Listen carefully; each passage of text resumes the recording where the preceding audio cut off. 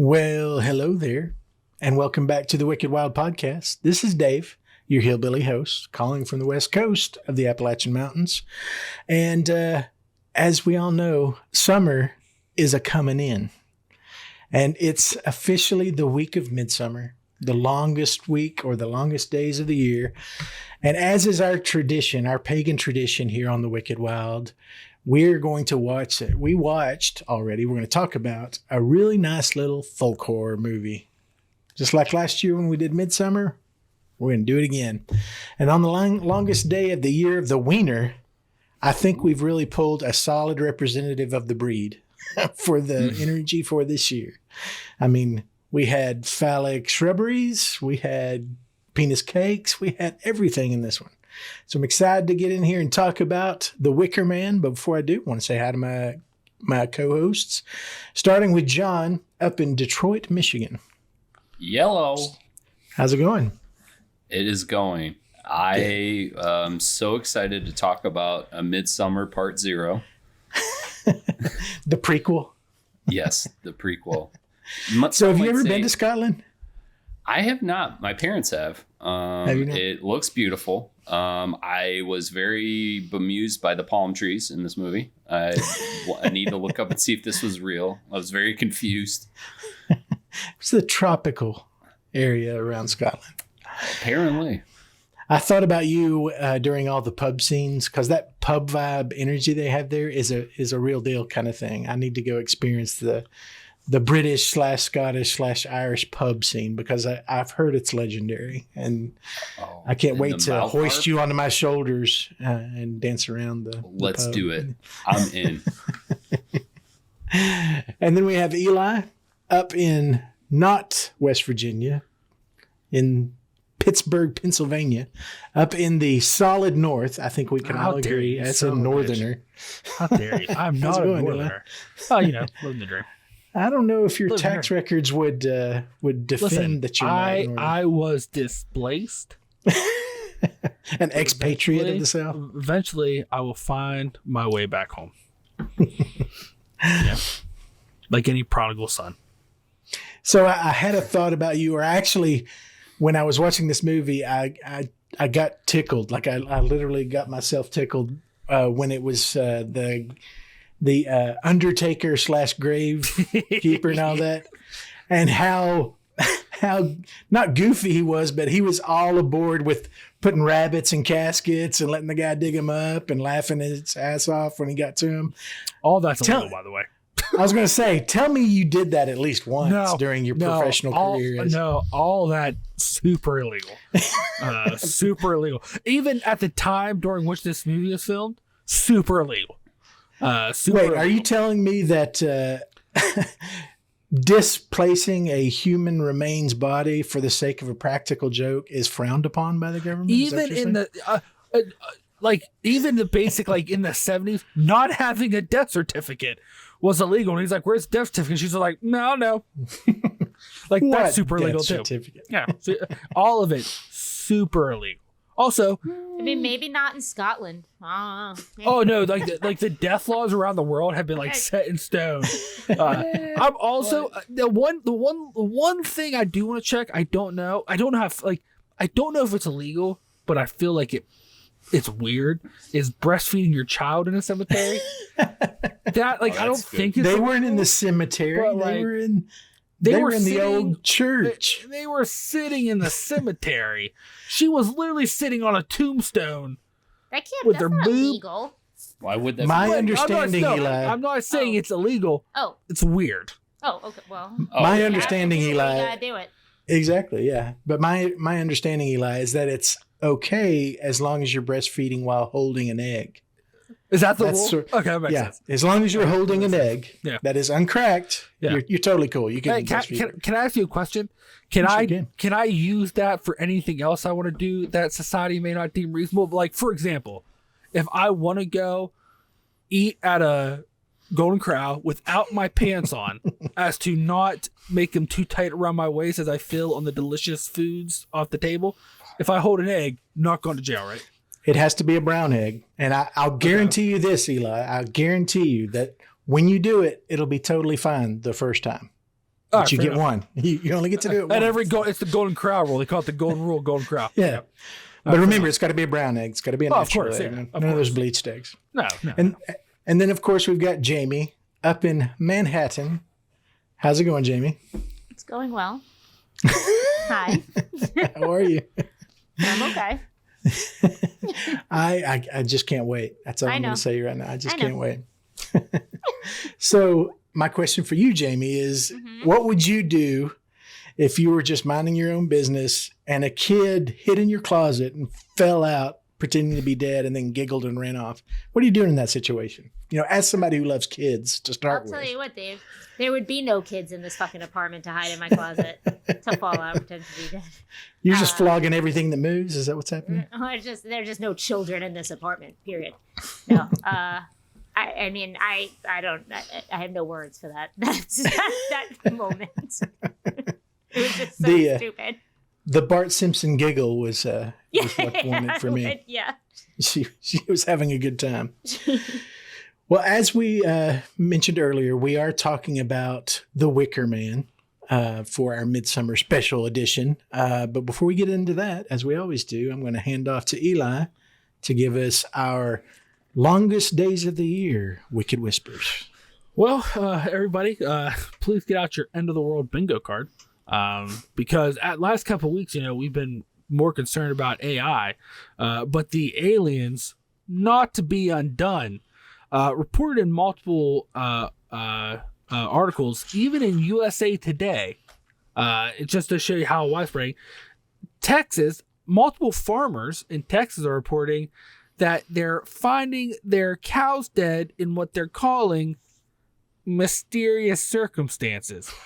What I mean by that is they're walking upon these cows laying in the dirt. There's no sign of struggle and no blood. And their cows are missing, and in the beginning, like they're saying, they're missing organs that appear to be cut out with precision, laser precision, that there's no damaged meat around what's cut out. I'm uncomfortable by the kind of organs because there's 3 things specifically they're finding these cows are missing. Not all 3, it's just one of them, which is also weird. They're either finding these cows missing their tongues, their genitals, or their anus. So far, they have found I think it's over 20 cows I was reading that they have come upon this, but they're all baffled. They don't know who's doing this or how they're doing it because there's no blood around the cow. There's no sign of struggle where it looks like it fought or anything.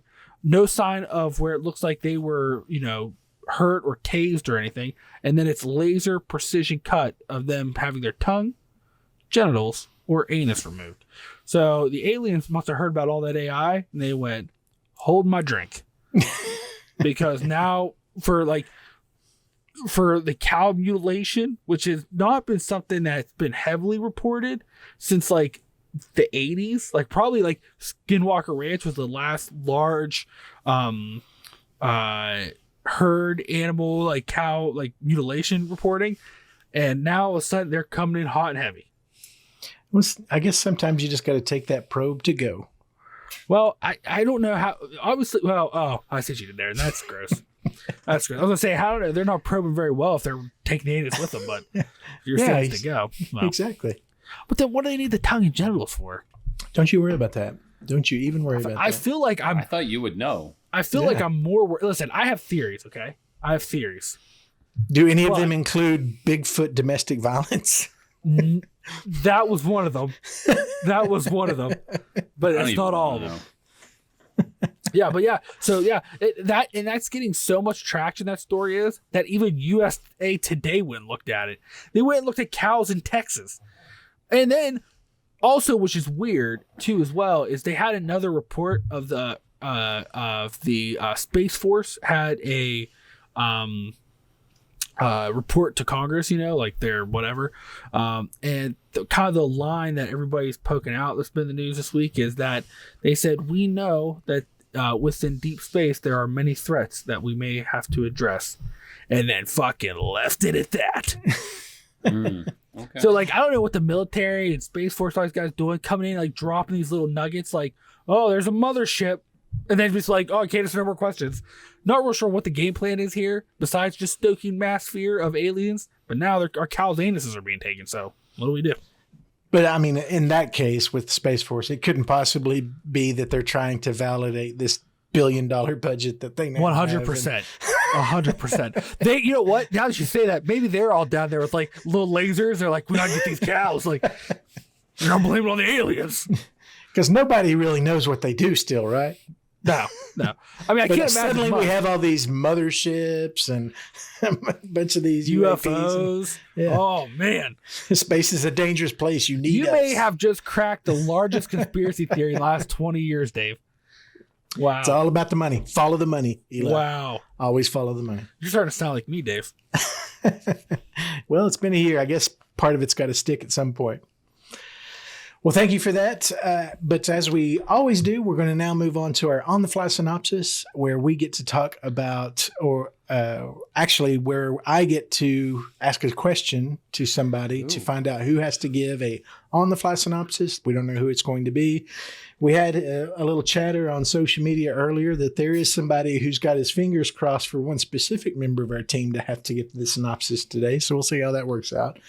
But if you remember, when we met last time for House of a Thousand Corpses, it was my boy Eli who had to give the on-the-fly synopsis. So he's going to be my interviewee today, which is perfect because it's a folk horror, and I think you would appreciate the question that I've got for him tonight.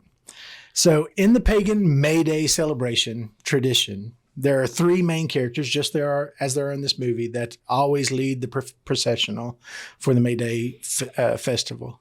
So which do you most relate to? Is it the king for the day, the teaser, or the hobby horse?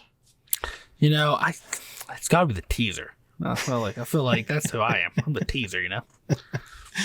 Well, that would be me then. So I'm going to have to give the synopsis on this. Ooh. So we are talking about the 1973 film, The Wicker Man. Not the Nicolas Cage one. This is the original one. So what we have a Scotland police officer who is flying his seaplane to a small isolated island off the west coast of Scotland in search for a girl who has gone missing, off the tip of a letter that he got from the mother of the girl saying that the daughter had been missing and had a photo in it. So he gets to the island and everybody says, I don't know who you're talking about. I don't know who this is. But the more he dives into it, the more he realizes that they're all lying to him. Like there are definite signs and evidence that this person is real. There's photographs. He meets the mother actually and all that. But as he's there, he also starts to realize that this island and all the people on it are pagan. And he is a devout Christian in the Scottish Catholic kind of way. And he is taking great offense for the way that everybody's behaving, because they're obviously it's the middle of May. They're in the middle of their fertility rites and their festivities. So there's a lot of nudity and sex and phalluses and awesome folk music happening. But he starts to unravel that they're planning to do a sacrifice, a virgin sacrifice during this, because their crop last year failed. And being pagans, their belief system leads them to that they need to now make a greater sacrifice than they have in the past. So it has to be a human virgin sacrifice. So he's convinced that this girl is being held captive to be the sacrifice until the end, when the major twist is that he is the virgin sacrifice, where he's locked in the great Wicker Man and burned alive. I think that's the whole story, right? Nailed it. So let's get into it. And we're going to start with my buddy Jaime. Was this your first watch? Have you seen this before? What do you think of this movie? Why do you hate me, David? Jeez, your full name. No, that's a shout. Nope, that's a shout out for anybody who gets that reference. It might just be my sister. But, is it from Schitt's Creek, right? No, Evil Dead 2000. Oh, that's from close. Evil Dead. Evil Dead 2013. I know, I just gave it away. Sorry. Tricked you. But actually, Eli would have been real close. It would have been Schitt's Creek if it wasn't Evil Dead 2000. I had never seen this. This is my first time watching it, and I literally watched it like today and while doing other stuff because lately I've had very limited free time and it's very hard to motivate to watch something that you were told you're going to hate this when you have very limited free time. But I got it in. We all know what I'm going to say about this. Not only do I not care for slow burns or folklore, but I also hate musical. I also hate religion. I also hate Midsummer, which is the modern version of this movie. So somewhere in this movie is a suspenseful thriller. But it's underneath layers of musical interludes, crappy dancing, nudity, and just really dull and slow story, like plot points, like storytelling. So you're all correct. I don't like this movie. That was an easy bet, though. That wasn't even. I mean, you know, and it's not even like the hatred of Midsummer. It's just it's like I said, somewhere in here is a movie I could enjoy. I really could, and but this one's not it. So that's it. But boobies. I mean, I figured that would at least save it for you. Terrible dancing with boobies for some situations. Even better. Fair enough. Well, and again, like I said, I kind of knew where you were going to be on this, and we'll get into it a little later. It is something that I'm glad at least you've checked the box because this movie has its place in the Hall of Fame of horror. So at least now you can say, yes, I've seen it. It's not for me. But, yeah. So John, what about you? Is this your first watch too, or have you seen this before? Very first watch. Obviously, lots of tropes we're all familiar with, lots of references and other pop culture mediums. I'm pretty sure The Simpsons have dug in on this. However, even though I'm well aware of it, I was like not spoiled, unspoiled, watched it, and my brain kind of broke. I don't know why I couldn't figure this out sooner, but as soon as I was like, oh, no, the girl is alive. Yeah, it was great. I was like, okay, I'm in. But what really sold me on is Christopher Lee. I mean, oh man, that hair, and when he's dressed in drag, I'm like, yep, this one is one for the ages. I might have to watch this again. Yeah, not super regular, but definitely. And we'll get into it. But Christopher Lee is literally the patron saint of this movie. It would not exist had it not been for Christopher Lee and the way he dealt with it. But yeah. I was curious. I didn't want to ask before we got on tonight, but I wanted to I didn't know that you had seen it. I'm glad you hadn't seen it, but had an experience with it. But looking forward to asking a few questions later. But before I do that, I got to hand off to my fellow folklore fanatic, Eli. Was this your first watch? I'm guessing not. No.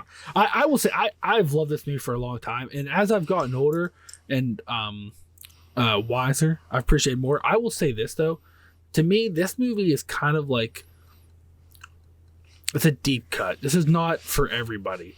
Yeah. And it's real dry in places and real weird. And I think a lot of times it's sold as a cult movie, but it's really not a cult movie. And I kind of wonder, and like, because it basically, like, what's weird is like this movie wasn't based on anything. And then I think Christopher Lee kind of came in because he was notorious for like helping with scripts, because this is probably the most accurate representation of what Christians, how they reacted to Druidic clans in Scotland and how they dealt with it, which is, once again, if you're not into that kind of stuff, this probably isn't for you. Yeah. But I love this movie. I love kind of like the catching that stuff and seeing it. It's one of those ones where, like, just like the same reason I like the Blair Witch and stuff is I catch something about their, like, the lore in the movie every time, and like seeing some, like, the signs, like the little things they have hidden.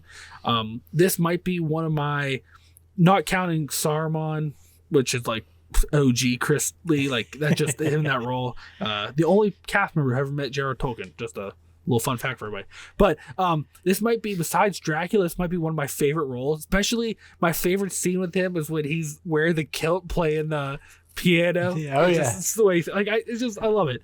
The guy that plays the detective, like, I don't know, I like this movie, but I'll say right off the top, I probably love this movie, but right off the top, this is not for everybody. And like, unless you appreciate that stuff, like I don't think there's even enough payoff with, which isn't really a twist anymore, but I don't think there's enough payoff unless you are knee deep into the other stuff. So like, this is one of those ones where I love, and like I'll defend parts of it, but like this is like a deep cut, like a real deep cut. Yeah, I was trying to explain it to my wife because she's never seen it, and I've told her you don't need to see it. Just like I was really upfront with Jaime. Now I needed Jaime to see it so that we could have the conversation we're going to have tonight. My wife, she doesn't need to see it, but this movie is like Malort or Vegemite or blood pudding. It's a cultural thing. And if you're into the culture of that, of the legacy and the history of any of those things, then you can get into it. But if you're not, it's just, nobody's going to go order Malort. It's not a commercially appealing drink. Well, it's just weird. I think it's weird and nonsensical. If you're not into that stuff, you're just like, why do they keep singing? Exactly. Like, what are they doing?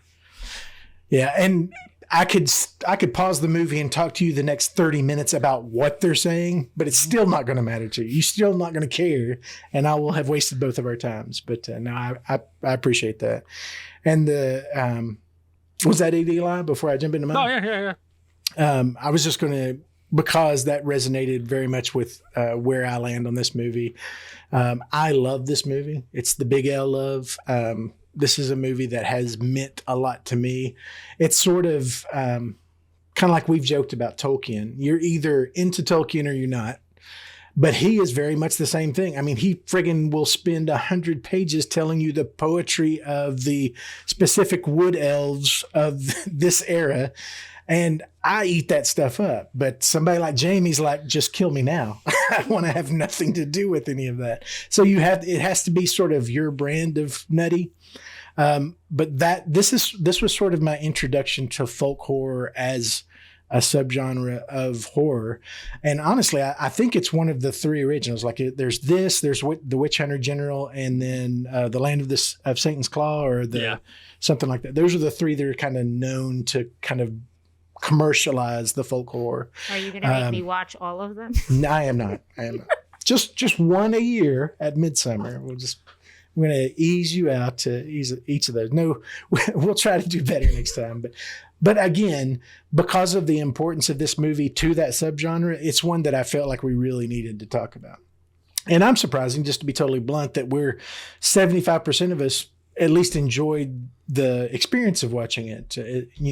John, sometimes we're on the same page and sometimes we're not, but and I want to talk more about it here in a minute, about what it was that stood out to you and kind of what landed with you, because there are some really cool twists and there's some stuff that kind of subverts what you might be expecting to have happen. And in the 70s, and one of the things I love about this movie, because I'm a child of the 70s and I kind of grew up in the 70s, which was this counterculture renaissance that was all, in the 70s at least, the counterculture renaissance was all around naturalism and folklore and all those kind of things. It's when, folk music was coming back into fashion, all the literature like Tolkien and all those, and Lewis and all those, all that literature that was all very naturalist was becoming really popular. It was a new way of looking at philosophy, and established religion and all those things were kind of being deeply scrutinized for the manipulation of the power that they had, and people were kind of turning away from that and kind of looking at, well, maybe the better thing is to care about the land and to be one with nature and all that kind of stuff. So it was sort of this was definitely like a time capsule of a time that I remember as a kid growing up in, when, we were going through that culturally, even on a global scale. The traditional religion was under heavy scrutiny, as I mentioned, and this was not the only movie. If you remember, the other big movie of 1973 was The Exorcist, which takes a whole other tack, but it's also a direct attack on religion and, the impact that can have. So there was a lot within Hollywood that was kind of targeting religion as a whole. I totally understand. I don't care that it doesn't fit the standard definitions of a horror movie. I know that that's what a lot of people who don't like this movie, that's sort of their first point, is this is not a horror movie. I'm like, okay, I will play Lord Summerisle and that whole thing. And like, okay, and I'm totally okay that it's not a horror movie. It's still a horror movie to me. And I would tell those people, you find me a list of the top most important horror movies of the 70s that doesn't have the Wicker Man on it, and then we'll talk about this not being a horror movie. Like the list that I looked at, it was higher than a lot of other movies that would piss off some people, maybe even people on this podcast right now. No, I don't think this the is most a horror important. Movie. I'll flat out say that. It's not a horror movie. And I'm totally okay with that. I'm totally okay with that it doesn't fit the definition you would hold to when you want to put a horror movie on, that it wouldn't follow it. But I will say it's 100% a folk horror movie. So that in of itself puts it within the category, I think. That's just a category that I think is a much more niche than the commercial general horror audience. Most horror, and I love because I'm contrary and sort of counterculture myself, I love that within the horror community, there's this folk horror group of people that even the horror community goes, I don't get you. I don't understand. I don't know what's wrong with you, which I appreciate. The horror of this movie is about the power of belief. And I think the thing that makes it for me a horror movie is that this isn't about some supernatural crap or even good versus evil. It's not about a slasher who has these preternatural skills. All of the stuff that happens in The Wicker Man not only could happen, but 100% did happen for hundreds of years. You know, as you said, John and Eli, you reiterate too, everything that's in this is historical. Like these are things that maybe these characters weren't in it, but these things happen. And that's what makes it horrific for me, is to see somebody come in like Howie, like Sergeant Howie, who is, totally confident in his rightness. He's very pious, and he's the authority not only as a police officer, but as a Christian. He's in there to fix this group of heathens. Mm-hmm. And he comes into this culture where he's the minority. And our concern the whole time is for him not getting straight murdered for his beliefs, because he's so far off of it, until we get to the end when we realize that not only were they being very patient with him, they were not reacting to him because they needed him that way so that they could burn him alive, so that he could be a proper sacrifice. So those are my overall thoughts. Who wants to jump off here? I have questions, but I don't want to be talking anymore. I need other people to talk. Yeah, I have a question. Sure. And keep in mind, anything I ask or say is I watched this movie with partial distractions at all times. But really, question number one, which pertains to the whole, I guess, point of this movie and ending and everything, is like, without the internet, how did they know anything about this man? How did they know he was a virgin? How did they know he would come to this island? How did they lure him here? Like, I know that's 2023 Jaime thinking, but like right off the bat, it bothered me that like there's no way they would even know these things about this guy to get him here. Like that this whole plan like can't even really exist. Like I don't know. Even though it was written back then, I'm just saying, like in 73, how did they assume people would know about this man, to know his whole backstory and to get him there and know he would come and know he would come alone? I mean, there's just so much here that like just is all just circumstance or whatever, just like plot device.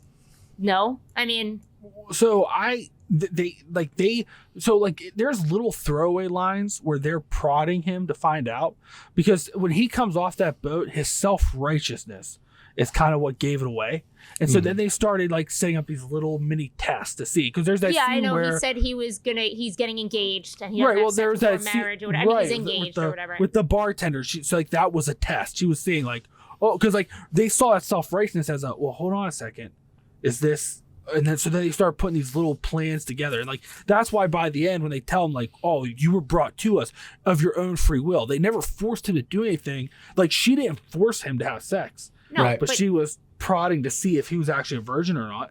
But if he didn't fit that, they were ready to get another guy and another guy and another guy. Like, this is a Mayday. Like they have to plan for this. They would have used well, he said at the end they would have used animals. If they couldn't have got a human sacrifice, they would have used animals, which isn't as potent as a human. It's just very fortunate that a virgin man in 73 happened to come over.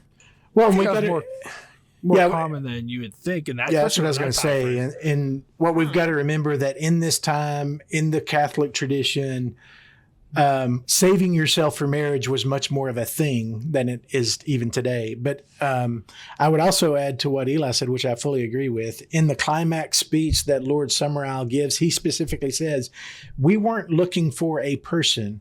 We were looking for you. Like, it seems like they've been kind of tracking him as a human being and sort of his record as a police officer and his beliefs and all of that for a long time. Like, they handpicked him and sent him the letter. It wasn't a letter to the police station. It was a letter to Sergeant Howie. Oh, that's right. And then as soon as he gets there, they start testing him to see if he is made of the stuff that they need him to be made of. And that's the beauty of this whole, and John, for you, if it's something that you're having interest in, like you said, if you're going to watch this more often, watch how they do that throughout, because it's pretty brilliant to have a pagan group of people that have an intent of sacrificing a person, but they desperately need to confirm that he believes what he says he believes. Like, they're testing his faith the entire time, right up to the point that Sergeant Howie, when they're about to put him in the Wicker Man, and he says, but I don't believe what you believe. I'm a Christian. I am a follower of God. And Lord Summerisle says, fantastic. I'm going to make you a martyr, which is the thing you want most in this world. Like, congratulations on your belief set. Your belief set tells me that the best thing I can do for you is sacrifice you, because then you're a martyr.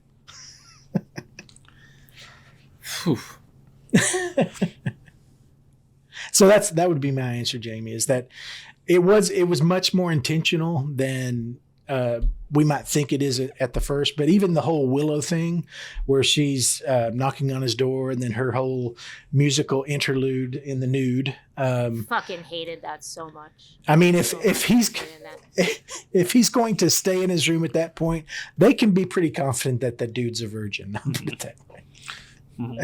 And like, to your point, like, the scene's dumb.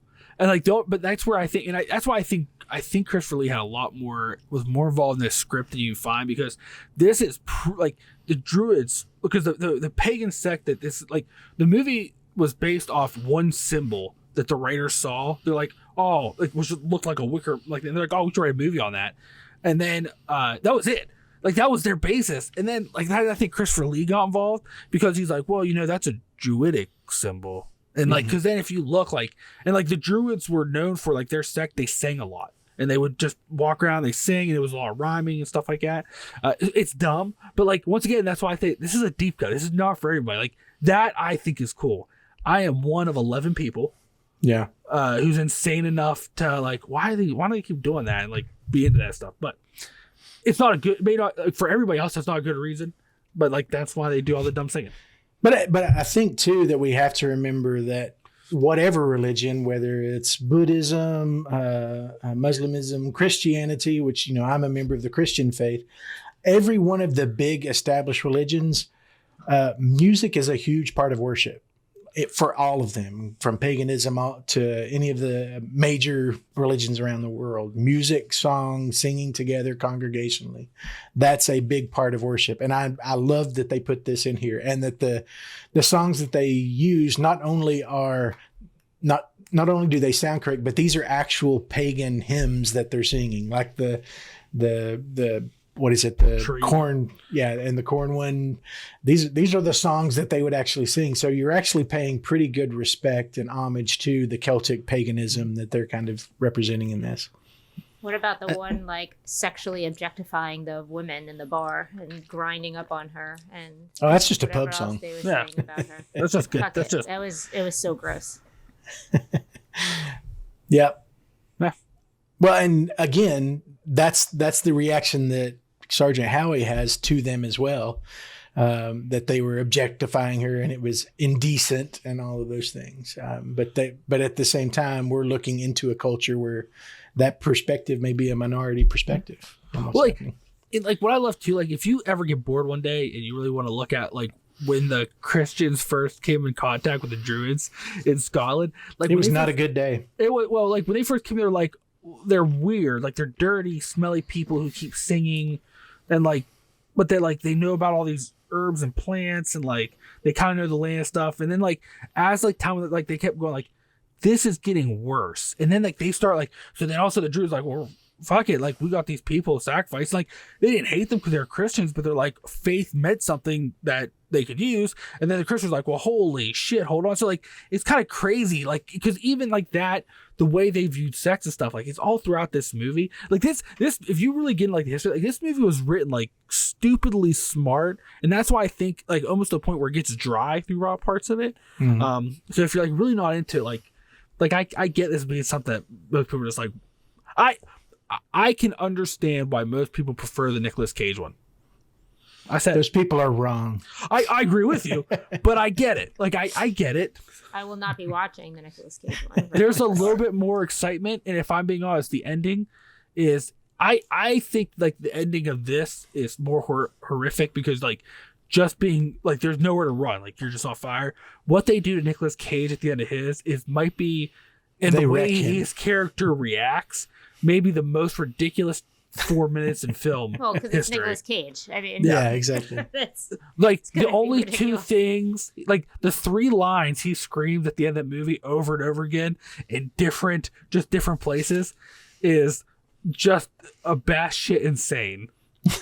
Like it's just insane. Yeah, Jamie, even if you just look at YouTube for the ending of that, like it's worth it. Because the only 3 things he says the last 10 minutes of that movie is, my legs, oh no, what are you doing? The bees, not the bees. That's it. And he just says those over and over again. He has 140 lines in the last 10 minutes of the movie. That's just a combination of those 3 lines. Oh, wow. All right. So to our 2 virgins that were sacrificed to this movie, what do you all want to dive deeper into? Nothing. I have nothing on this movie. Like, What? Nothing. I'm sorry. I have no interest. I have like no interest in it. Like it does not interest me in the least. And like I said, there's something underneath it, but it's just with all this other shit that I don't care about. That if you took this out of like pagan ritual, maybe if you took it out of God, if you took the music away, please take the music away. But like, and you put this into like some modern thriller twisty, add some things in there, like, you know, maybe it grabs me. But like, you mean like Midsummer? First of all, you just described Midsummer. All I'm doing is saying how how Ari Aster watched this and then wrote Midsummer and like, and it's I didn't know that. I had never seen The Wicker Man, and then I'm like, great. So we have The Wicker Man to thank for the garbage that is Midsummer. I'll tell you what, I'll watch The Wicker Man again before I'll ever touch Midsummer. You know what though? You keep bringing up the music. I will say this: I hated it. Try being married to Mary. Because she sings like that all the time, just weird, nonsensical shit. Like I'll be sitting there, and just all of a sudden, like she'll be singing a song about the dog in some weird, nonsensical shit way. Like the whole time, and like every time I watch this, I giggle because it's just every scene I can see her being like the weirdo singing this shit. Well, you're lucky that Mary doesn't listen to our podcast anymore. Yeah, well. I mean, does she jump over the fire when she sings? I break out into song too. It's just like I hate this music. Yeah, I hated it. Like so you're saying this is never going to be your phone ringtone? No, of all things, no, it's never going to be my phone ringtone. Yeah. Jamie, I'm going to change our theme music to A Summer Is Coming In. Oh my God. Yeah. That's right. I was going to say, right over it. Jamie, I will buy you a pack of Oreos if you make one of these songs your ringtone for 1 month. I haven't changed my ringtone. This is true fact in about, I think, 11 or 12 years. So I don't even know. It's been Tales from the Crypt for more like 15 years, and I've never changed. Well, you can change it back for just 1 month. A pack. No, of I'm Oreos. afraid I'll lose it. I don't even know. I think right, I even Matt, made it. you know your assignment. I made it. Or what if I got you a custom doorbell for your apartment? Every time someone rings it, and it's like it does there's the a barmaid branch song. in the tree, and there's a egg in the branch in the nest of the tree. How long do you think before I rip it out of the wall, like the thing? Well, let me ask you a question. People in, I just rip it Before I answer your question, let me answer your question with a question. How upset would you be if it kept going off, and then eventually you catch me with a sleeping bag in the stairwell? And every time you shut the door, like a little gremlin, I run back over and hit it and run back. Yeah. Or I might have a remote. Oh man, a remote. I'll get a remote so then I can just hit the remote. I don't even have to run across the hallway. He'll go to no ends of lengths to troll you on annoying. And I'll dress just like Christopher Lee, and I'll do that little dance he does. Which outfit? Like, I mean, there were definitely so many, the kilt and the tennis shoes, where he's like singing, like he's dancing, and he's like playing it like that. Oh, for sure. Because he's kind of the end like outfit too. Well, not the end, but whatever. Like his dancing though. That his dude. Parade outfit, I'm sorry. He's got some... That man was just awesome. That man was a treasure. Did you ever listen to his Christmas rock albums? No. I should. He released 2 albums. Heavy. Metal, one of them was heavy metal. Heavy metal. One of them being a heavy metal Christmas album where he sang at the age of 90 years old, and it was the most metal and just coolest shit. Like, he does music videos, and like one of them's him just standing and like it's almost like he's on a lava track just floating through lava, singing. I'm very disappointed in you. I thought you hate Christmas like me. But I love Christopher Lee. Yeah, but he forgives a lot of sins for Christopher Lee. I'd forgive a lot of things for that man. When we lost Christopher Lee, that was a big day for me. Also the only man to have ever given notes to the James Bond writer. Yeah. What is his name? Who was it that wrote the original James Bond? Ian Fleming. Ian Fleming, yes. Yeah. Well, James Bond. I went to Ian Fleming's resort. A lot of James Bond was based on him and his time in Secret Services.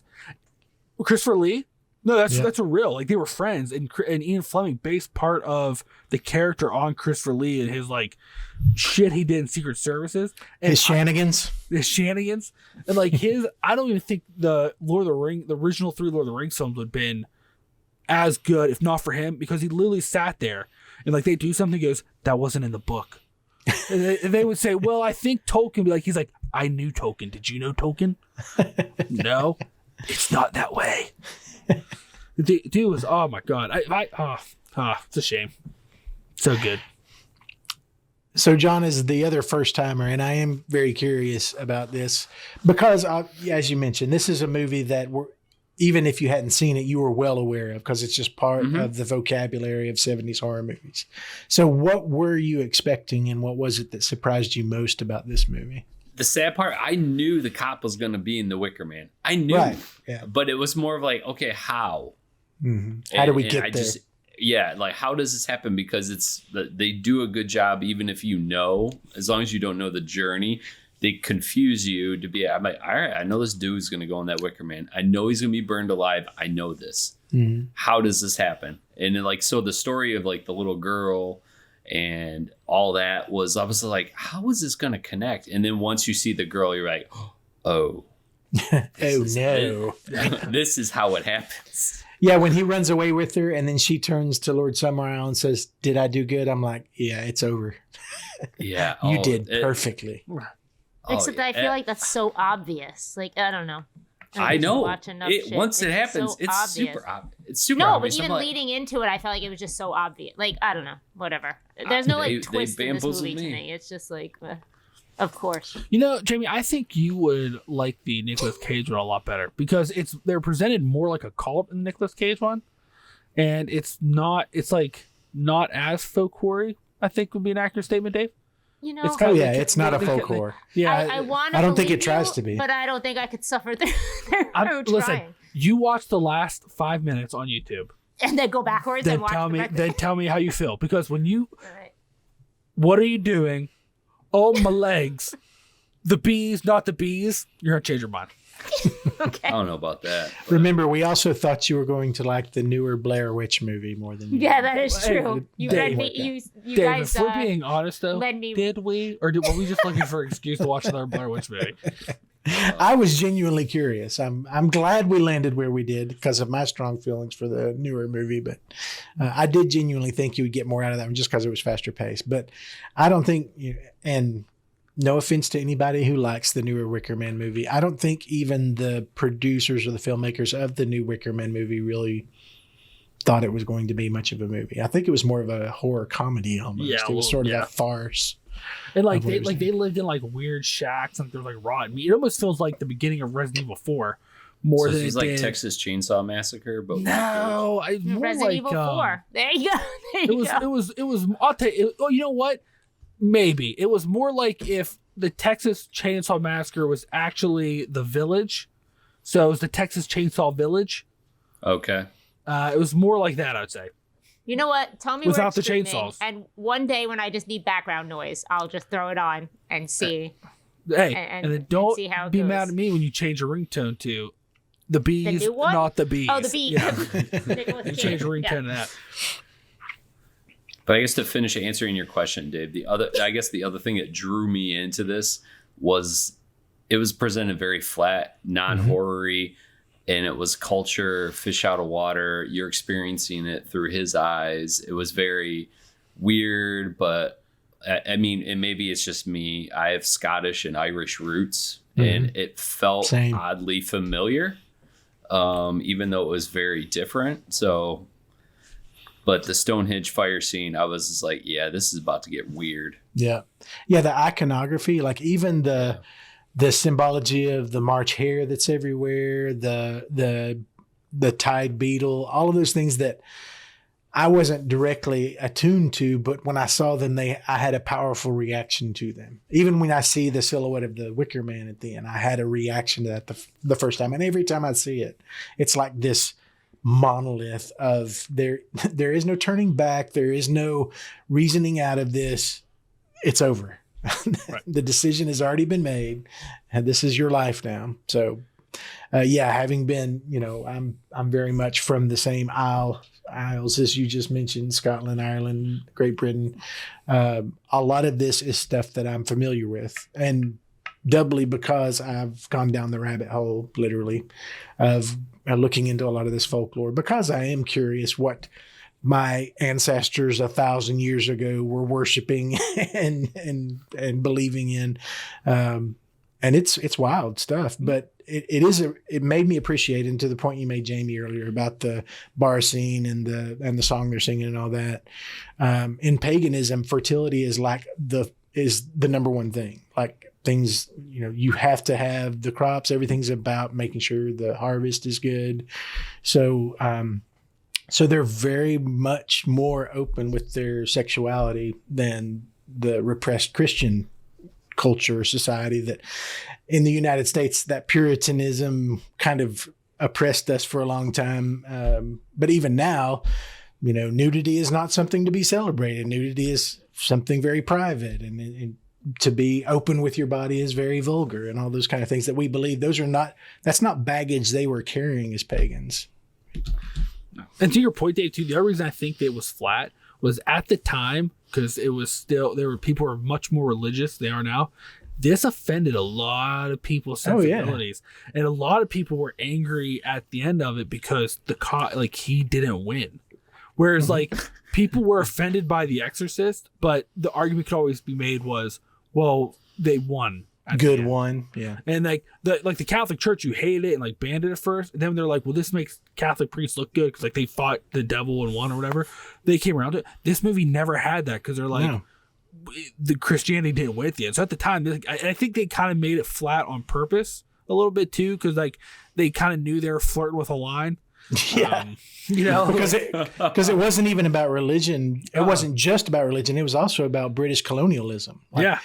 That this is Scotland, not a great history to start with there. And then you have this isolated community that still holds to the traditional pagan beliefs that far predate any of the Christian stuff that Great Britain kind of embraced, the Church of England. It's taking on a lot of stuff that would have been very taboo to be talking about. A lot of the folks are not too happy with what the Christians did to their land. And exactly. Once that kind of started, the Christians coming into the Druids, they were more of Druidic pagans. When they came in, that was kind of the end of all that. And then next thing you know, they're owned by England. They were not a fan of. Nope. Still not to this day. And that's that leads me to one of the questions that I had is who in The Wicker Man is the antagonist and who is the protagonist in this movie?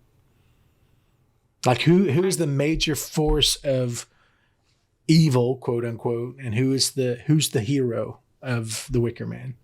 I don't think there's either. Yeah, I don't think. Well, first of all, I'm sorry, but they murder someone. So But they don't see it that way. This is nature. I know that, but you can tell me that the psychopath next door who murders his wife doesn't see it that way either. Oh, no, that's different. He's a psychopath. But like, I'm sorry, but like, I don't know. I'm not even like, I don't believe in a higher, but like, murder is murder, and like to take someone's life, I don't care what you're seeing it for. I don't care who you're appeasing. I don't care what you think it's gonna like. And I feel the same way about animals. The fact that they were willing to kill, like, but I'm just saying, like, I don't know. Murder is murder. On my list, they are the antagonists. They are the villains. I agree with you. I agree with you. But what I think, like the way the movie presents it, they don't really present anybody as a protagonist or the antagonist, right? Because they're like, you came here of your own free will, yeah. And we don't see this as you are providing life, so we don't really see this as murder. And so, like, I don't think anybody, and like, he really wasn't. Because like towards the end there, he was getting real like witch huntery with the heathens. Oh yeah, he was. Around. Yeah, he was. He had that righteous indentation, you know. Which hey, good for you. I don't know if I would have used probably something more as a weapon than a candlestick. But oh my god, he didn't even hit the guy in the head. Did anybody notice that he hit him in like the costume, and the guy just like falls down. Like he hits him in the big puffy thing, and the guy just like goes down. But I don't think that. Okay. Did you just say righteous indentation? He sure did. Like I just sure did. Indignation. Righteous indignation. Sorry. I got real excited and I said it wrong. Listen, we all know, okay, here at the Wicked Wild, that sometimes I get a little excited. Words are hard. Like, I believe I just visualized like him typing something up and indenting it very righteously. Listen, well, he did. Okay, he indented that candlestick back in. Listen, I'm not going to take his. Okay, the last Campfire Tales, Jaime for 15 minutes had to keep saying wolves. It was mocking me. Okay, I can't help it. My accent comes through a little bit, and I say things weird. Yeah, but that's like I love that mistake. Like that. Let Eli be himself. But like, where I grew up, they called it Neosportin, okay? They called it Neosportin, all right? The first time you said wolves or wolf, I really had no idea what you were saying. That's the dialect where I grew up. Like, listen, you know, like, I can't tell you guys, like, there was an accent, and like, I always thought it was dumb because I'm like, we don't live, I can't believe I'm in this, we don't live that far south. Where we should have nothing. And I've worked, but like it didn't make sense because like some of it made sense because like the area, but then like it also just sounded like they were trying to copy other accents, and so I worked very hard. But there are some words I just can't shave it off, and wolves is one of them. I think you should embrace it. It's like Lord Summerisle here. Just embrace your culture and to be unapologetic for what you. Hey, I don't apologize for shit. Okay, exactly. You're the except for when Jaime spent 15 minutes and kept having me say wolves over and over again, like I'm some kind of dancing monkey. Yeah, dance. Dance, monkey, dance. So maybe antagonist protagonist is a step too far, because I agree this movie intentionally doesn't go that far. It's not a traditional story structure. It's not the archetypal story like when we talked about Cabin in the Woods, where there are these characters. Now there literally is a fool and there literally is a mistress, and all of those things are kind of sprinkled in here. But let me see if I can simplify then to get the ball rolling here. Who in this movie would you say is right, and who would you say is wrong?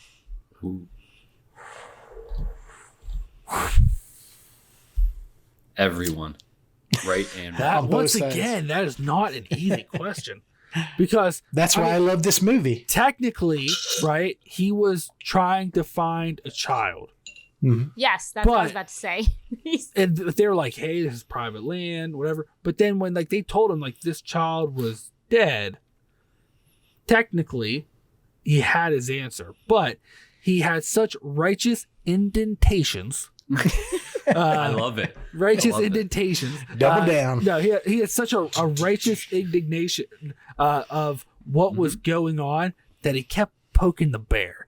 Not because he thought at first that there's anything weird, but because these heathens don't even know how to fill out a death certificate. I've got to save them from themselves. Yeah. I don't know though, because, and again, I was only half paying attention. You guys have watched it way more than me, so I'm going to take but what I'm saying is like, the way it also kind of played to me was like, also like he knows they're fucking with him. Like, I don't know, like it's kind of like, not in like a fucking with, like, but like, I know you say they told him she was dead, but like they still like I don't know. I feel like everything they were saying was like a riddle of like is she, isn't she? So he's not really just gonna let it go if he doesn't agree with what they're doing, how he sees it is as wrong, and taking that even aside though, there is a missing child. Whether she's dead or not at this point, even if he thinks she's dead, he needs to lay her to rest, find her body, like do whatever, like not just accept that she's just vanished into. Well, I think like to counter you a little bit in the cemetery scene, there is a part where she accepts it, like, okay, well, she's dead, my job's done. But then there's like that guy comes over and talks about how they kind of look at death, and like, you know, they put the hair there because she loved hairs, and like the tree they planted over was a rowan. And here's her navel strap. Yeah, and here's her navel strap, and he was like, and you could tell like there was a fire, like it was these fucking and you could tell he went to get that death certificate purposely to look for something they fucked up on so he could nail them. Because at that point he had nothing. And he was looking like these fucking heathens that consecrated ground. They let the church go into ruin. There's a lady with her boob out feeding her baby in the middle of a cemetery. They got navel strips hanging off. Like, fuck these guys. And then like they kept poking the bear. Well, and like technically, no, go ahead. No, I was just saying, when they said she died too, they never gave him a reason, right? So like also he thinks murder. Like, you know, there's two different things between natural death or this girl died and he thinks they murdered her, I think, I assume, because that's how he's like, because he the won't picture let it was go. missing and from like, the harvest so festival. I don't know, I'm just playing both. We're just like, I'm just no, coming from, understandable. No. Like, and what I love about Sergeant Howie as our perspective, he's sort of the person that we obviously follow throughout the story, is one, he is, for the most part, he represents the moral majority, if that's what you want to call it. It's what most of us have as sort of our right and wrong perspective. Now, he is a staunch, hyper conservative Christian man of the law in a monarchy system. So he's like the most right anybody could ever be in his own brain. There's nobody more right than Sergeant Howie is in his own brain, which is what puts him in this position to where he is going to be burned alive. It's his belief that's leading him down this path, because he can't give up, because he's the only one that's right here. And these people need to understand his rightness. And he represents the law. He represents the king. He represents his God. He's got all of this baggage of responsibility that's going to lead him into literally the belly of the beast for this movie. He was so righteous. He did, like, if anybody's into Warhammer fantasy, he was textbook a witch hunter, because like he did not give a shit about these people's houses. He was letting himself in, digging through their shit. Oh my like, God, he the did absurdity not of him give checking every house. Shit. Yeah. And he didn't give a shit. People were like, you can't come in here. It's my house. He's like, fucking right, I can. And in the name of the king, I'm coming in. And he just come in and do whatever the fuck he want. Like he like, I wish if someone at the time been like, oh, we should make a Warhammer fantasy movie, cast this guy as a witch hunter, because he's perfect. Chef's very kiss. Legend of Zelda too. I mean, when you play that, you just run into people's houses, break their pots, take their money. Well, yeah, but like it's that righteous, like, I know I'm right. You are all fucking heathens, and I'm gonna find something. Let me burn every one of you motherfuckers. And because that's what he did. Like, I don't know how many people lived on this island, but I almost like cracked up that he was convinced he was going to check every house and still went and took a nap in the middle of the day, like after checking every single house. Like, I'm going to check every single house on this island for this girl. Like, I just couldn't even understand.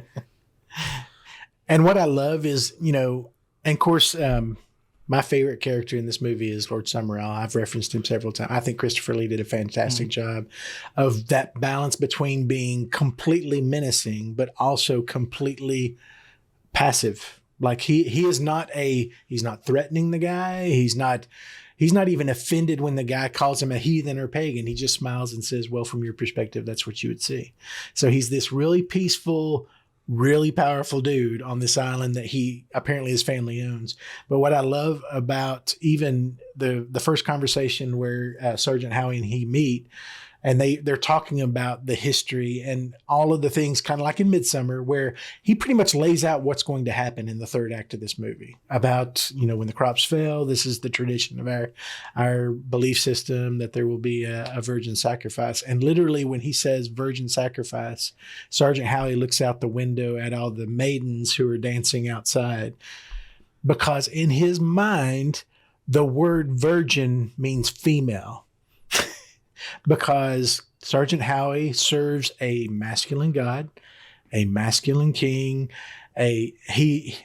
all of the perspective is that a man is never a virgin.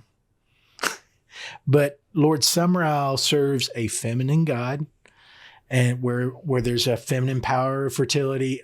Their whole belief system is around the fertility of the female, even to the point of when Sergeant Howie is doing the first tour of the town, all the young boys are literally strapped to the maypole doing the maypole dance. Now, usually when we think of dancing around the maypole, we think of maidens dancing around the maypole. No, it's the dudes that are and it's the women who are inside being educated and taught the history and the tradition of the culture and all of that, which it's a total subversion of both Sergeant Howie's perspective, in a lot of ways, our perspective. Because I know when I first saw this movie, I'll be the first to admit, when I heard virgin sacrifice, my mind went, well, that it must be Rowan then. It must be the girl who's missing, who's going to be this virgin sacrifice. Even though friggin' Sergeant Howie has already told me that he's saving himself for marriage and he's already denied Willow. I know he's a virgin, but he is not in my brain as a possible human sacrifice at that point, because of my perspective, because of the baggage I bring to a story like this.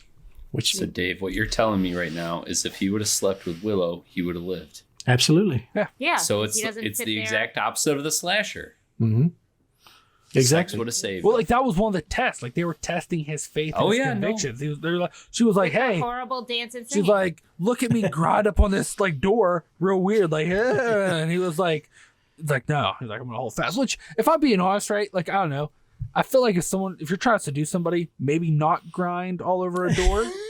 Her dancing was not or like erotic. While they're sleeping, don't smack the wall and sing the weirdest song. No, the dancing was not sexy at all. I'm sorry to her. No? She was an attractive woman, but her dancing was not very sexy, and it was like really, actually, kind of obnoxious and fun little / sad fact about that whole scene is the main actress that played Willow, her name is Britt Ekland. She did all of the singing and the frontal parts of that, but because the director didn't like her figure, he had a body double do all the from the back shots of her.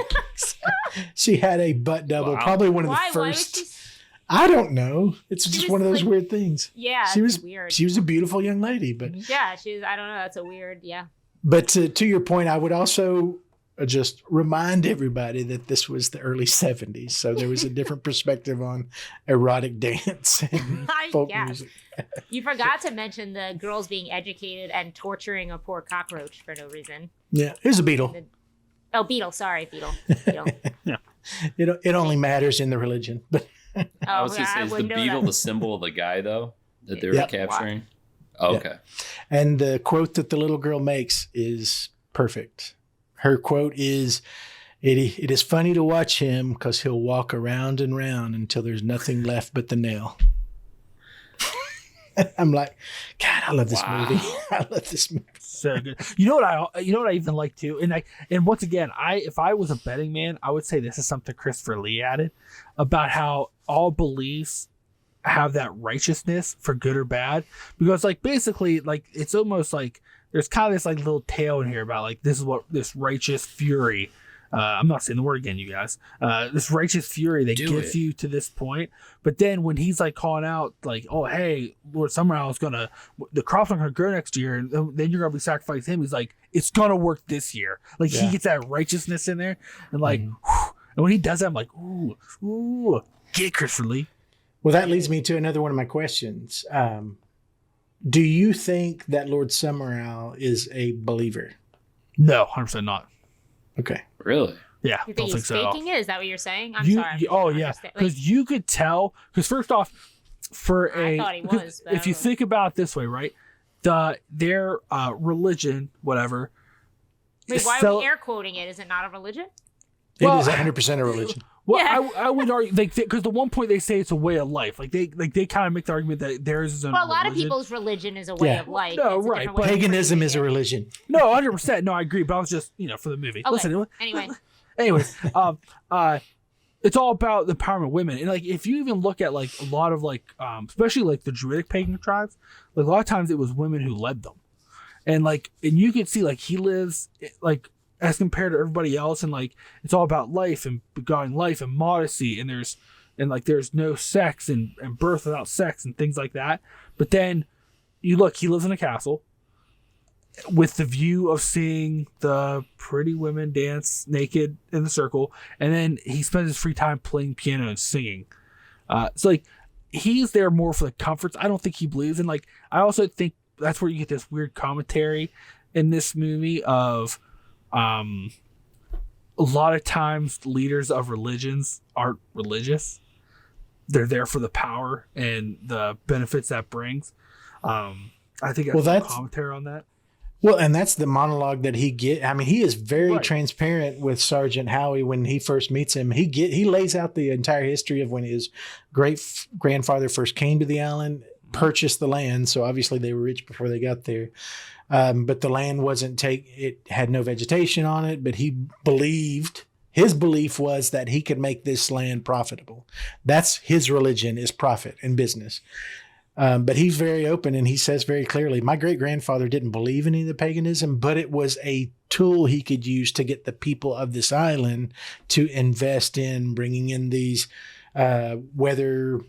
sturdy plants and all this new agriculture technology that he brought to the area that then flourished.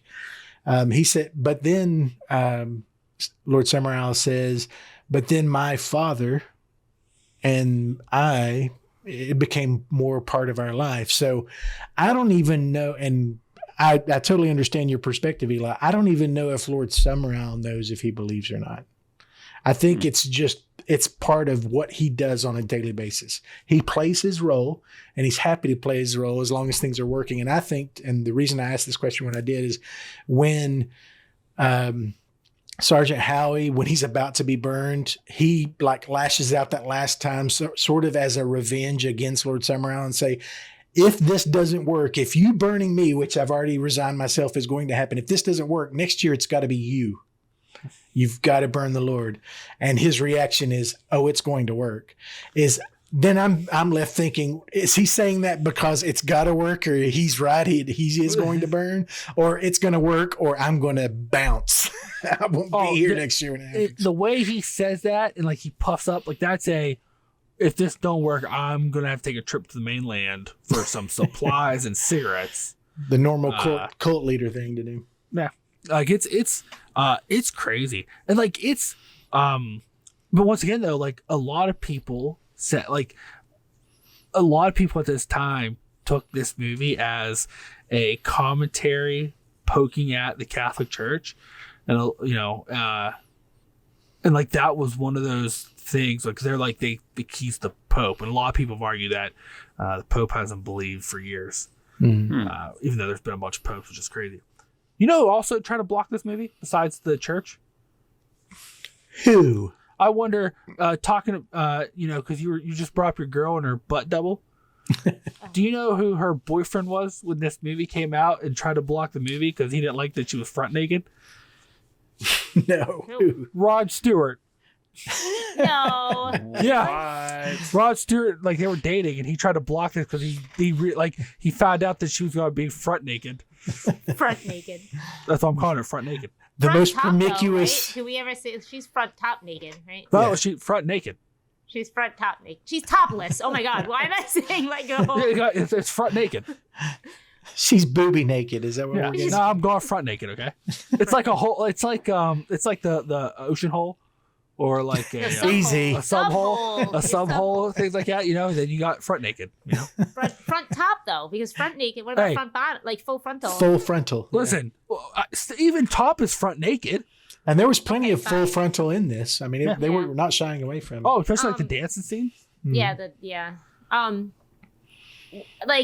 this is really dumb. I know that. But you know me, I come from things without like just the very literal and practical. And like, why didn't he at least like bounce around in that Wicker Man, try and knock it over, like do something, like literally just sit there and resign to this, like anything. I know it's probably stronger than you are, but I'd be like bouncing myself off those fucking walls and kicking and trying to like. Once the bottom, once the bottom lit on fire, to your point, I'm jumping up and down in that motherfucker. Anything. And if I don't care if I look like Scar, I don't care if I look like what's a villain who was burned. I don't care if I look like the guy from. No, that's only half burned. You're gonna be like full fucked up. Like I don't care if I look like the guy from Hannibal in the wheelchair. Yeah. The pigs ate. Yeah. Only with fire. But like as soon as that bomb's lit, I'm jumping up and down that sumbitch. They bust the bottom out, and I will straight roll, jump in the ocean, swim. Like, he has like there's that little window. Like come on. Like start rocking that thing, start shaking that thing, start breaking their fucking branches. Find a weak one and start from there. I don't know why he didn't jump in the water. That's what I've earlier. Done. Like he shows he's resigned to his fate. Like as soon as he sees them, almost immediately. He's just like okay. Like there's no fighting him at all. I'm throwing bows.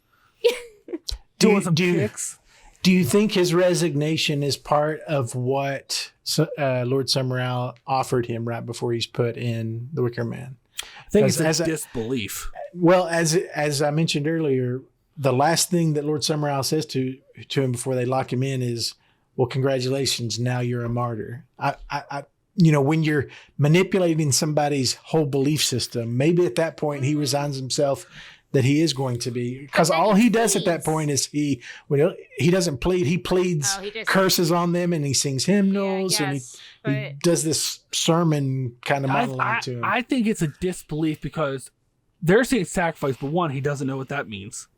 Truly, right? He doesn't know that they're going to take him and put him in a giant wicker guy and burn him. But two, I think it's such a disbelief because like the way he like, and you could tell in earlier scenes, like when they're in the school and his reaction to like some of the shit that's going on, and like some other situations where he finds out like their religion, what they're doing, and his like disbelief of the situation is like Christianity's taken over the world. Like, why are they still living this way? Why are they still believing it? Like, I like in my mind, it was such a disbelief. Looking down on how primitive they are. Yeah, like he couldn't believe exactly what was happening. Like his brain almost couldn't process it. But then when he saw that giant fucking wicker guy, he was like, "Oh shit, this is for reals." Like they're gonna. I don't know what that fucking thing is, but I don't want near there because like that's now it's real. Like in my mind, because like even that saying you're like a martyr at that time, like that is such a foreign concept to a religious person. Even like nowadays, that is not like this isn't like Joan of Arc or like where like something like that would like a time frame this would seem more common. Like in his eyes, he's like this is like there's no martyrs anymore. Like what the fuck's he talking about? Yeah, the only martyrs at that time are missionaries in hostile areas, which I would suggest is exactly what Howie thinks he is at that point. But this falls under the king's land. I think that's where that disbelief. He's like, the fucking king owns this. Like, what's going on? Like, this is crazy. It's his responsibility.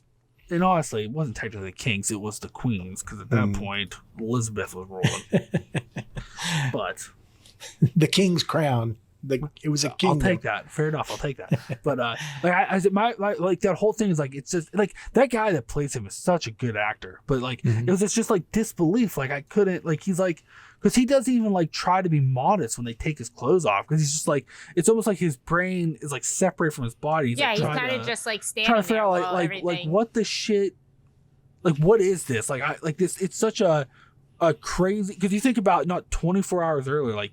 This was not even a remote possibility this was going to happen when he flew his weird little plane in the other day. And then he's kicking down people's doors and looking for. He basically, like to your point, like basically he was like, I was a witch hunter just 2 hours ago. I was kicking in doors and like throwing people out of closets and like I was fully in control. Knocking shit. Like I was the man, and like now I'm like the man in a bad way. And like, where's this big tall motherfucker come that keeps carrying and dragging me around? All right, I won't put Jaime through any more of this. Any other overall thoughts? But I do have a couple of fun pieces of trivia, and this is a movie with a lot of lore around it. But I do think there are some things that y'all might think are interesting. But any other overarching thoughts about The Wicker Man? I love this movie. I'll just say it one more time. It felt real. That's the reason why I liked it. People felt real. Yeah, like that. This could happen. Movie. Yeah. Well, it's not even just that. It's just like the setting, like the actors that were there. It felt like just normal people. They looked like people. The masks felt like they made it themselves. Everything felt very believable. It didn't feel like a movie set. It makes me miss Christopher Lee more and more every day. Well, and to I your couldn't point, tell. well, and to your point, John, 80% of this cast is real people that are in this village that they shot this in. So that is, I mean, the whole pub, that's a real place. Most of the people that were in the pub were real people, real songs. But yeah, that it does feel very much like almost a documentary in that sense, where you're dealing with a slice of life kind of experience within a culture. So my first piece of trivia is a big one. We all need to enjoy a big happy birthday to the Wicker Man, because it is celebrating 50 years this month. Since it officially wrapped in June of 1973, same year I was born. So another reason that this movie's close to me. But this is its 50th anniversary, which is crazy to think that this movie's 50 years old. That's nuts. And how much that it's impacted us. This movie was nearly lost forever. And there's some great documentaries if you're interested at all in the lore of filmmaking as a whole, not just this movie, but just filmmaking as a whole. This is a doozy of a story, because this movie was produced by a group called British Lion, which was a big production company in Great Britain at the time. Right as they wrapped on this movie, British Lion was bought by a new set of investors. And usually the tradition within filmmaking is when you buy a studio, the first thing you do is shit on all of the stuff that hasn't gone out yet to show how much you're going to make an impact. So obviously everything they made before I got here is crap. But what you don't do, for the love of God, is, and this is almost sacrilegious, is you never destroy the original negatives of a film, because you never know what's going to succeed and what's not. But when they wrapped on this movie and when it was purchased by this new group at British Lion, it was the same time that they were constructing the M3, which is one of the main thoroughfares from Scotland to Great Britain. It's like their interstate system. But somehow somebody's communications got lost, and this film, the original negatives for The Wicker Man, as well as a bunch of other movies at British Lion, became part of the landfill that they paved over to make the M3. So they don't even have access. They, as the studio that made this movie, don't have access. The only reason this movie exists is because of a cut that they sent to the U.S. to Roger Corman. Roger Corman and Christopher Lee are the only reason this movie exists in the form that we have today, because they had sent it to Roger Corman to say, would you be consider doing the U.S. distribution for this film? And he liked it. He was trying to work out how to do that. And if you know anything about Roger Corman is a businessman first. So he was trying to negotiate what the value of the film was and all that kind of stuff. The other problem with British Lion with the new ownership is because they devalued it, they cut this movie to where, I think, what is it, like 87 minutes in the cut that we all watched? Yeah. Mm-hmm. The first release of The Wicker Man was a 42-minute film. That was a double bill with another movie that we're all familiar with within horror, Don't Look Now, which was another huge movie that came out this exact same year that was also a British Lion. They cut both of those movies, like just hacked those movies apart, because they didn't think either one of them had any real value, and they sold them on reels as a double bill. So that cut was the first cut that went out in 73, and it was like half the movie. Like it was. So Jaime, you might have actually enjoyed that. I was going to make that same joke. The shortest. Like that one. The shortest version of this film that's ever been released is a 17-minute cut. Wow. What? Exactly. But the one we have is like the traditional. It has a name, but it's got a traditional name. But the only reason it exists is because Roger Corman had a negative that they could then produce from. The other thing that happened was Christopher Lee, when he contracted for this movie, he was big in all the Hammer films. This is at the golden age of his Hammer popularity, and he had played like 12 different Dracula films. And when he got this script, he said, I've got to play this just to get out of the freaking Dracula costume for a movie. And he still, his estate still has his original contract for the Wicker Man. He was not paid a red cent to be in the Wicker Man because he knew that if he charged his rate and if the production, his executive producer charged his rate, the movie was never going to get made. He needed the movie to get made and he needed to be in it. So he did it at no cost. I'm sure there were points negotiated in that, but to actually make the movie, he took on all the risk because it was that important to him because of the pagan perspective on it that was important to him as a folklorist. But then when it was trashed by the new ownership of the film, he went to the U.S. and he, on his own dime, campaigned this movie all along the South. Like the first place this was picked up was in Louisiana, at the University in Louisiana. But then it burst into, it spread like wildfire because that was at the same time in the U.S. that we were big into Tolkien and we were consuming anything folklore in the U.S. So the U.S. is actually the first place that the Wicker Man really took off and became popular. But there's a lot more of that story, but I thought that was interesting I think Jaime would appreciate that this movie was even hated by its parents. When it first came out, it had a hard upbringing as a movie. The only other thing that I have that I think is interesting is that this is considered to be one of the earliest examples of horror movies that were intended or what were called daylight horror, which is something that Midsommar done and has become very popular. But this is sort of one of the first movies that everything that happens in this movie pretty much is in the daytime. Especially the most horrible, the climax is shot in the stark day. That was something that hadn't been seen. So it's what's called the daylight horror. And it's also considered one of the first films that took horror as a genre, which up to that point had been creature features and monster movies like Dracula and Frankenstein and Wolfman. It took the genre of horror, and its sibling movie, Don't Look Now, was doing the same thing, but this is one of the first movies that really took that genre and kind of elevated it to tell a bigger story or get into some deeper, heavier material than Don't Get Bit by Dracula. So it also holds that. I like the quote that the writer Anthony Shaffer says about this movie is he wanted this movie to be a little more literate form of horror. So it is more, and I think Eli, and we talked about this with John Carpenter, this movie does play very much like a book. I mean, it has a very literature kind of vibe to it. So those are my overall trivias on this. Any other thoughts on that? Any other fun things? Really cool. It's a deep cut. I get people. Yeah. And it shouldn't exist. They wanted it dead. They couldn't kill it. Listen, though. If my boy Christopher Lee's in it, it's gonna exist. He's gonna make it happen. He's gonna make it happen. That guy, like that dude's life. If you ever want, even if you don't want to watch this movie, go out and like read about Christopher Lee's life. Like that dude's life was batshit insane, bonkers, in the best way possible. Like, guys, like it's crazy. That guy's crazy cool.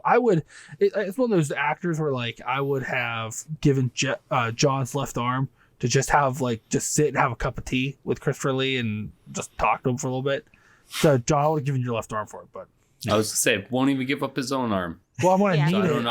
I don't think you really like him that much. First off, like you just can't drink tea like a slob in front of Christopher Lee. I have to hold a plate with one hand, hold my cup with the other, need both arms. You should be willing to make that sacrifice. What are you afraid he'd make fun of a cripple or something? Wow, how dare you? Wow.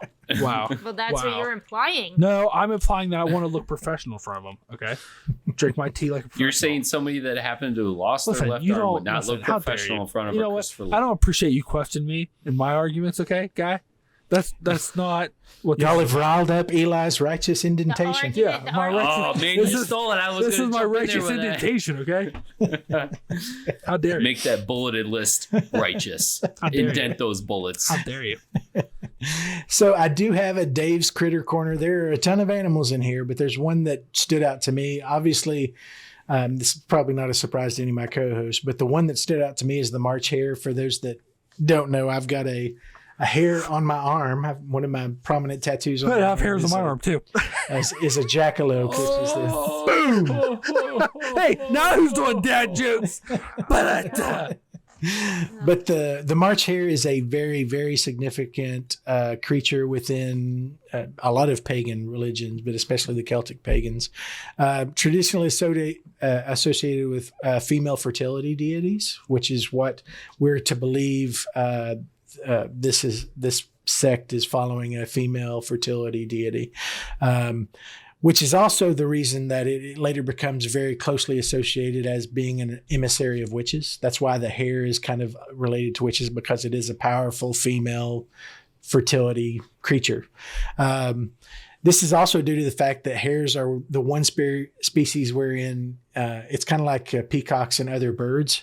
In the brown hare, which is the main one within the Great British Isle, the female is bigger, stronger. She's sort of the more dominant within the society that the hares have. So that's another reason that it's kind of associated with this female dominance that's aligned with witchcraft. Our own Easter bunny it was originally the March hare, the Mad March hare. The Mad March hare, or the Mad Hare that's in Lewis Carroll's Alice in Wonderland, that's based on the Mad March hare. Is the Easter bunny a witch? No, the Easter bunny is George Washington. If the Easter bunny is a male, that means it shoots lightning out of its crotch. It has no genitals. Oh my god!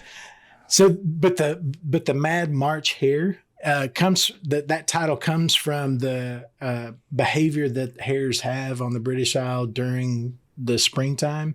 Like, you'll see them throughout the year, but they literally, in the springtime, is sort of their courtship time. Their courting behavior is at sunset and in full moon nights. They will gather in meadows, like a bunch of hares will gather in meadows and chase each other around and dance and frolic, and they'll box each other. Like, they'll get up on their hind legs and smack at each other. Jamie, you probably enjoy that a whole lot more than watching the Wicker Man, just getting to watch the March hares do their madcaps. Hares don't burrow like some of the rabbits we have here in the U.S. They're not a burrowing rabbit breed. They're considered to be tricksters because of sort of the reputation that they have. And they're they kind of hold the same role within a lot of the Celtic paganism and European paganism that Loki does within Norse mythology. Like, they are the starters of trouble. Like, their whole job is to get people sent to the fairy kingdoms and all that kind of stuff. If you see a hare, it's not always a great thing. Like, even when we were talking about the witch, the symbol of the hare was, okay, there's some devilry happening here. So, but that's because they're sort of considered a trickster. And then the last thing I have about the hares is the hare is associated with fertility for good reason. And I thought this kind of blew my mind. The reason the hare is one of the reasons that the hare, and especially the brown hare, is aligned with fertility is because a female hare can conceive a new brood of rabbits while being pregnant with a brood of rabbits. Like, they can literally become pregnant while pregnant. That's how fertile these bad boys are. So they're certainly amazing creatures, and I, for one, think that they're beautiful creatures. I think they're really cool. That's all I have on my Dave's Critter Corner. Well, they were cool, so I found out rabbits were witches. Now, congratulations, Easter Bunny's a witch. So sorry about Easter, kids. You're just mad because they're out there dominating the burrowing game and making the moles look bad. No, they have little burrows, okay? If you look at a mole's burrows, you can go miles. I used to smoke mole's burrows, but I don't know. Oh, boy. Got him. The worst. Just the worst. So, Eli, what are we following up the Wicker Man for? There's so many. It's such a fertile field. What are we following this bad boy up with? Here's my thought process, right? Oh, no. The story of the movie itself lasts. I swear to God, if you minutes. talk Candy Lady. No. Oh. The story of the movie itself about 2 minutes. About that, like they found the symbol, they thought it looked cool, they wrote a movie about it. Not much there, right? And then I was like, well, maybe we'll do it on Druidic history, and like that's a 4-part Ken Burns history lesson. Not gonna do that, right? And I was like, well, a lot of people think this is cults. Jamie's still doing research and preparing for the next round of 2 cults and a lie. But then I had just a wonderful idea. I've created another game, people. The name of this game is This the End? And what it is I found 2. I'm going to present 3 doomsday endings of cults. 2 of them real, 1 of them fake. And you have to figure out which one's the real end. Boom. Boom. So what is the official name of your... Is This the End? Is this the end? Is this the end? Okay. Gotcha. TM that. No one make the official game. That's mine. TM. Eli, I just want to check in with you. Yeah. I just want to check in with you because are you okay? Because it seems like all the wicked whispers and a lot of the campfire tales have been about things are just coming to an end for you. Are all signs on this planet that we are like this year's the wrap up party? It's looking that way, you know. It's looking that way. You know what? We won't be alive for it, probably. You know what I mean? Like it'll be a little. Don't you listen? Got a little longevity. First off, you know what, Jamie? I'm mad at you now. First off, Jamie, how dare you come at me and say that I don't deserve to see the aliens come to end us all after everything I've done? After everything, I deserve it, Jamie. I've been preaching about aliens coming for years. And you're saying I'm not even going to see it. I'm righteously indented, okay? How dare you? How dare you come here and say such an awful thing? You owe me an apology in one of those edible fruit arrangements. I already apologized for the last one. Hey, well, guess what? I hope you like saying I'm sorry because it's happening again. No, this one. I'm looking into Jamie's eyes, and I think you're in for a long wait for that apology letter. You know what? Well, then I hope you don't see the aliens, so I like that. I don't think that's as big of an insult for anybody else on this podcast but you. I just feel like if anybody deserves to see an alien, it's not Tom DeLonge, it's me. It's the Mole King. It's the Mole King. I don't disagree with you. You know? He's got Blink-182 back. What more does he deserve? You know, like he's got everything. Let me see the aliens. This is all Eli's got. This is his whole world. Yeah. Well, thank you to everybody for listening. We do ask that you subscribe and rate the show on whatever podcast platform you listen to us on. If you want to learn more about us, you can go to our website, thewickedwild.com. I did just publish recently a new book review for a folk horror book, big shocker from Dave. So this is a modern folk horror there, Jamie. It's got a lot more going on. It's actually got apps and mobile devices and photography and recording. But the book's called Hex. And I read that. I'm sorry. Oh, good. What did you think of that? I read it a while ago, but that's the one with the witch, right? In the town, right? Yeah, and Black Eli Rock did witch. too, right? Because Eli and I talked about it during a campfire tales, I think. Oh, okay. Anyway, I did a book review on it, sorry. so Yeah, I'm gonna go read that. See if we agree. Hey, when they write the folk horror book about me, you're gonna read that and put it on the website too, Dave? I'm going to write that, my guy. Yeah. You're gonna be the writer? Boy. I already have a working title for you, Dave. When you do the movie, just let me cast who plays me. Okay. Sure. Righteously indented, the Eli story. I like it. If you want to follow us on social media, you've got a couple of options. We're on Twitter at Wicked While We Are, and then we're on Slasher, the horror community social media, also at Wicked While We Are. If you didn't know, we also release each of our movie reviews and campfire tales as a video on our YouTube channel, which is just search the Wicked Wild Podcast and you'll find us there. We recently changed up how we're recording the show, so you may either on this show or the show before, you may have actually seen that we've changed up sort of the format for those videos.